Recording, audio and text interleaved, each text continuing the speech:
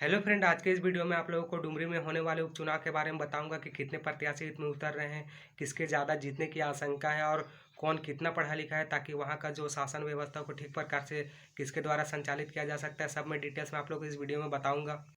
डुमरी विधानसभा उपचुनाव 2023 जगन्नाथ महतो की मृत्यु के बाद खाली हो गई थी गिरिडीह जिला की डुमरी विधानसभा सीट, जहां पर 5 सितंबर को उपचुनाव होंगे और 8 सितंबर को रिजल्ट आएगी। अब बात कर लेते हैं कि टोटल कितनी पार्टियां इस उपचुनाव में अपना किस्मत आजमा रही हैं। तो बता दूं कि टोटल 6 प्रत्याशी इस उपचुनाव में अपनी किस्मत को आजमा रही है और रण क्षेत्र में उतरी हुई है। इसमें पहले नंबर पर आ जाती है बेबी देवी, जो जेएमएम झारखंड मुक्ति मोर्चा की उम्मीदवार है। बेबी देवी झारखंड के स्वर्गीय शिक्षा मंत्री जगन्नाथ महतो की पत्नी है। वहीं दूसरी ओर बीजेपी और आजसू की एनडीए गठबंधन से आजसू पार्टी की ओर से यशोदा देवी उम्मीदवार हैं। आपको बता दूं कि यशोदा देवी स्वर्गीय पति दामोदर महतो आजसू पार्टी के कद्दावर नेता भी रह चुके हैं, जिनकी पकड़ दुमड़ी विधानसभा क्षेत्र में काफ़ी अच्छी है।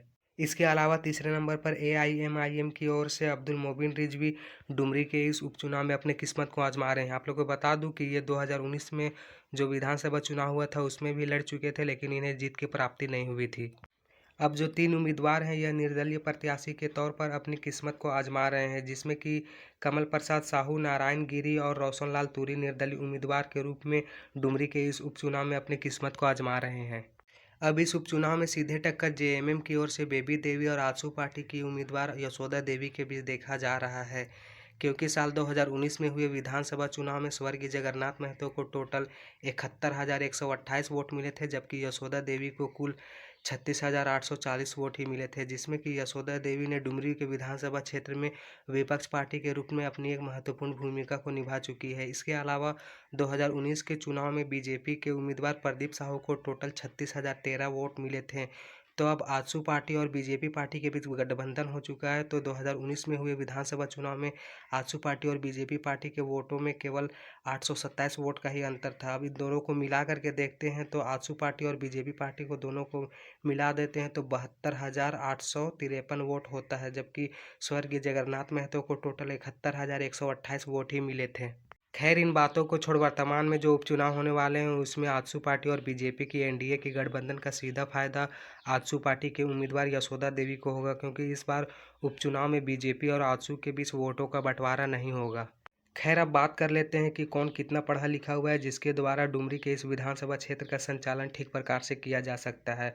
पढ़े लिखे में सबसे अधिक निर्दलीय उम्मीदवार कमल प्रसाद साहू हैं, जो ग्रेजुएशन तक की पढ़ाई किए हैं, और दूसरे नंबर पर आजसू पार्टी के प्रत्याशी यशोदा देवी और निर्दलीय उम्मीदवार रोशनलाल तुरी हैं, जो 12वीं तक की पढ़ाई किए हैं। इसमें तीसरे नंबर पर एआईएमआईएम की ओर से अब्दुल मोबिन रिजवी और निर्दलीय उम्मीदवार नारायण गिरी हैं, जो 10वीं तक की पढ़ाई किए हैं। अब बात कर लेते हैं जेएमएम के उम्मीदवार बेबी देवी कितने तक पढ़ी है। तो बता दूं कि बेबी देवी खुद को साक्षरता बताती है, जिसका मतलब होता है कि केवल वो पढ़ और लिख ही सकती है।